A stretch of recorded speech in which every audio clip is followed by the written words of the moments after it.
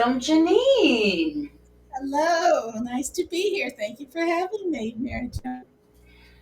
Jeannine is going to be one of 32 authors that will be at the Fall Book Festival on October 18th at the historic Greer Depot in downtown Greer, South Carolina. We are going to have about 50 genres and around 150 book titles. So, lots of variety for everyone. Jeannine, please share with us about the books that you're bringing. Sure. This is my book, The Silver Lyre, it is a modern adaptation of a medieval legend from southern Spain back in the days when the Muslims lived there. It is set in the world famous uh, historical city of the Alhambra, which is a royal city on a hill built back in the 1200s. So it's been around for like 800 years, but you can visit it today, and it's so beautiful still. It's not just crumbles, it is gorgeous. And when I went there and I fell in love with the place, and I bought a bunch of books to read about it, Hmm. one of them happens to be a collection of stories that were sort of the oral traditions around there, by Washington Irving, the American writer. So immediately I read that through and I said, these are Hmm. fun. And I'm an English teacher, at least I was at that time. Now I'm retired. And I was like, I would love to share this with my middle school students. I Yeah. said that these words are so old, they wouldn't understand it. And there's so much context. So I said, what if I brought it to life the way you would a modern novel? Depth of Mhm. character, multiple themes, all kinds of explanations about the history of this and that, and just kind of wove it in a narrative. And that is what I did. And I had so much fun doing it. It took me a few years, a lot of research, but it Oh, was yeah. really fun. And that is the Silver Lyre. And now that's in Spain. And I have a daughter who lives in Spain. That's why I was over there visiting. Oh, I have to tell you, I thought this is such a beautiful place. We need it in their language too. So Lira de yes. Plata is Oh, the Spanish translation of Silver Lyre, and it is a sentence by sentence translation. My okay. team included people from North America, South America, and Europe, Spain, so that we get the most commonly used way of saying things. And it's Hmm. very effective for students, because sentence by sentence you can see what everything means. Yeah. So that's what those are my books. Those are my babies right now. The Silver Lyre and Lyra de Plata. Nice. Now you have a couple of other things that you're going to have there available that are also about that. So you've got That is your. absolutely true. Um, I love reading. It is so much fun, but it's always more fun with a friend. So Hmm. put together a book club pack. So if you have the, you know, if you like reading and you like hanging out with your friends, or to make it more enjoyable for your, I sort of steered this for middle grades, but honestly, people through high school would just eat it up. And any adult who's been to the Alhambra has loved my book because they're like, I remember everything. And so, travel souvenir too. But the book club pack gives you breaks the book down into five uh, portions, and at each one you have discussion, Hmm. some glossary, so you're learning some new terms, some biblical reflections because this is a girl who's Christian and she's sort of stuck in a Muslim place, and there's a lot to think about. Yeah. And then it also includes crafts, which are always fun for a lot of us, Hmm. and acts, which is fun for everyone. So, Okay. and it even has some music. This is a musical book. You can imagine if it's about a lyre that's a Mm-hmm. harp, you're going to have a lot of songs in there, and it's That really pretty. So, and you can go to my website to listen to the music. And oh. yeah, it's really fun. I do have a website. You can see some of the characters in the doll clothes that I Mm-hmm. made for them. So it's pretty fun. It brings things to life even just a little bit more. And you're going to be bringing some of the doll clothes as well. I will. I call this gown that's on the cover is my Ariana gown, and that is what will be modeled. And I will have several of them available for purchase. Oh. And I'll probably also have a few Halloween clothes just in case somebody wants that for their doll too. And if you get hungry, you can get one of these. Ooh. Six Baked recipes. treats. Yes, baked treats and desserts, and it's six different recipes that were popular with my students and my test tasters, and three herbal teas that are also very delicious. I thought it was fascinating. They call it tea, but it didn't. The tea wasn't invented or discovered in Spain for another 300-400 years. What was this tea that they called it? It was Mm-hmm. just herbal teas, and and I was like, oh my goodness, they're totally caffeine free. I don't Nobody has to worry. So that was fun. So you said that you are a retired English teacher. So you Semi-retired. semi-retired. Okay. So Yes, I do tutoring with students who have dyslexia, and oh, I absolutely love each one of them. It's such a joy to watch them discover that they look at these words and they suddenly mean something, and now they know what everybody else knows. It's a great feeling. so do you plan on having any more books come out in is this going to be part of a series or what are your plans? That is a great question, and I'm so glad you asked because I've already written the next one about the Alhambra because Oh, there's just too many fun things. I couldn't stop at one. So I okay. have the next one. I'm still deciding on the title, but one of the main characters is a beautiful peacock. Oh. And it is a very fun book in its own right. And we learn more things about what was going on in medieval Spain with the Muslims during their 300 years. And we Wow. hardly hear about them. Yeah. So I'm really enjoyed this journey. So that one's coming out pretty soon. I am searching for an illustrator, and Oh. that is what's taking me saving up my pennies so I can get it illustrated. And then I also have several other projects that I am beginning research on because I really love writing about little known cultures Mm-hmm. and places you can visit, Ah. learn about those people, and get a Mm-hmm. feel for them. And it's not only the information about them, but relate to them, Mm-hmm. because, and so that's why I take a great deal of time to do this because I really hope to strike a nail on the head and really be fairly accurate in the way that those people would have felt and Mm-hmm. how we would have felt and how we can understand one another, even through the distance of culture and time. I just love it. My husband loves to travel. I love history. Even though as an English teacher, I had to teach history also. Yeah. And I learned that this is fascinating, you know? And so I consider literature an art form because Oh, there's 100%. so much going for it. And if you can connect some of the pieces of this wonderful creative world we live in, Mm-hmm. I think it's a little bit magic. It is. And to me, that is great. And I love that you're doing the lesser known cultures.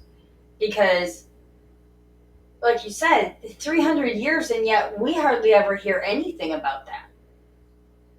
You know, I have a Native American group that I'm researching right now ooh, that live near Lake Tahoe, and I'm okay. hoping to get continue to develop some connections with that area and learn enough about them to really write a beautiful book that will help people learn about this fairly small group, but they were unique, you Mhm. know? And so I think that's fascinating. I'm also very interested. I have family in Nicaragua, Oh. and the ancient peoples of Nicaragua, there were four different peoples, and I have to kind of learn a little more about them. But I Mm-hmm. do. I also have a beloved pastor who is from Mexico, and he Mm. has a Mayan background. And I thought, oh, I know Oh. more about that. Yeah. My own family stems from the Netherlands, and I would Okay. love to learn more about that. And when we visited, what is the word I'm looking for? Venice. And Mm. no streets. How does this work? Yeah. I think that would be very interesting to learn more about, even though that's Mm-hmm. a popular place. It might be pretty well known, but I think it's very interesting. And I've always got my antenna out for a new topic. So if you have a topic, jjscorner.com, send me a suggestion. I am a book reading devouring. I love to do that. So Oh, I love it. So you wrote this book as a middle grade book. Your other books, will they also be middle grade, or are you doing adult? I really love the coming of age novel. I Okay. just love that, so that we've got people who are, the childlike joy, and Mm-hmm. yet you're also learning about themselves and about the world and figuring out how they're going to fit in as an adult. I just think that's a fascinating. I have four grown children, Mm-hmm. and I've always taught middle school and high school. I Mm. love teenagers because there's so much going on inside their little heads. I love them. Oh, there is. Sometimes we pray a lot too, but Yes. because it's a complex world. But honestly, I do love teenagers, and I love that that season of life. And so Mhm. that is really what for whom I love to write. That is so awesome. I love that. And your passion for it just comes right through. And you have one daughter you said that lives over in Spain. What took her there? Great question. She, I have four children, and two, my youngest daughter and my oldest daughter, both during their high school journey or during the middle school journey, decided to take Spanish, and they had very good teachers, and they fell in love with the language, and they started going on ministry trips in the summer, and they said, I want to be able to talk to the people I visit.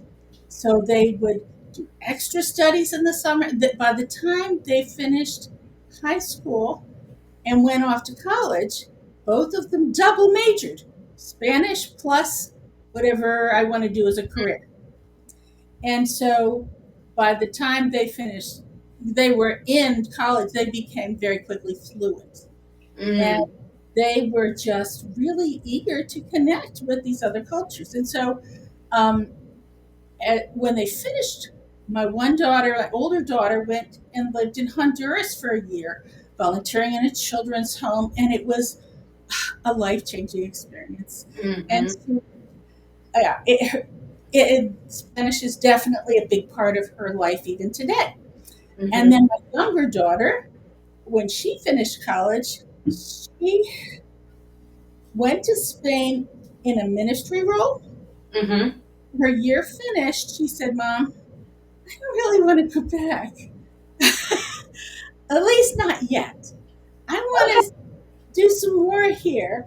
she had studied the English, I mean Spanish culture and language, but in history and everything. But she also studied international business, and she was an entrepreneur. Oh, So she has built an entrepreneurial business in Spain, exactly what she wanted to do, and she's wow. going gangbusters. What can I say? She's built a beautiful life for herself over there, and I'm very proud of her. And we visited her 5 times in 7 years. I cannot go more than a year without hugging my child, Well, and yeah. she's home 3 times. Okay. So So, are you also bilingual? Do you also know Spanish or? I am an avid student. I Okay. started studying Spanish in 2010. I'm Mm-hmm. 15 years in, but I'm also 64 years old. Brain isn't quite as fluid.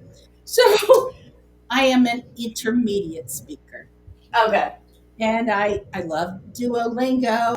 I've used Mm, quite a few curriculums, but also I like to immerse myself one on one with a friend, and I'll help them learn how to say that in English, and I'll practice saying it in Spanish.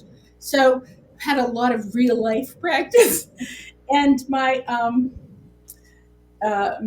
daughter who lives in Spain, her fella tells me, "Mom, you could live here. You'd be okay." So my what I consider halting Spanish, he says, "No, you'd be fine." Okay, that's great. I did not write the book in Spanish. I wrote it in English, and we translated it. But as I mentioned, I did go over every sentence to make sure that it said what I wanted it to say. right. Mm-hmm. There were not inadvertent changes. Mm-hmm. Those things do happen. You might group things differently, or you might paragraph differently, or you might phrase things differently. And the only things that are not completely literal is the things that shouldn't be, like the idioms, you know? Right. So I thought there was one real cute one in there where we say you do it by a hair, and they do it by their teeth, things like that. Ah. I'm learning some very interesting things here. This is very funny. But yeah. Yeah, I took Spanish, but that was back in high school. We won't say how many years ago that was. But yeah, I can read more than I can speak. Yeah, yeah. I have noticed that because we have, she has, fella, and we have friends over there now. And also Nicaragua is, my daughter's married to a wonderful, wonderful man from Nicaragua. And we have bilingual children, and they have all their family. So we have enough connections of people that I want to say, "Hi, how are you doing? What do you think about this and that? This funny thing happened, and that funny thing happened." And so when you want to communicate, the words pop out. They Okay. just do. You memorize a bazillion nouns, a bazillion adjectives, and a handful of verbs. And It's amazing. They all fit together. they do. And if you get it halfway wrong, that still means you got it halfway right. And chances are they understand what you meant. Exactly. And they're usually very happy that you tried. That is the biggest thing is that I do see where typically Americans think that even when they travel abroad that everybody should speak English. And a lot of people miss out on that opportunity of learning the language, the culture, and now you're putting language and culture into a book at a level that everybody can relate to. So, I hope. I mean, I Yeah. think it's wonderful. And I cannot wait to see you in person. And we're just over a week out from the event. I'm so excited. Uh, and we'll be joined by 31 other authors. We're going to have Sip and Sparkle there with their non alcoholic beverage bar. We're going to have Mini Amore Cafe there with their mini pancakes. Oh my. I'm so excited. It's plus we have a new and gently used book drive for Greer relief. So Wow, wonderful, wonderful. all kinds of good things going on. I'm so glad that you took time out of your schedule to come and share with us about the books that you're going to be having there. Thank you so much. Thanks for having me. I've enjoyed it greatly. Nice And to meet you, Joe. and I will see you in a week. All righty. Bye bye.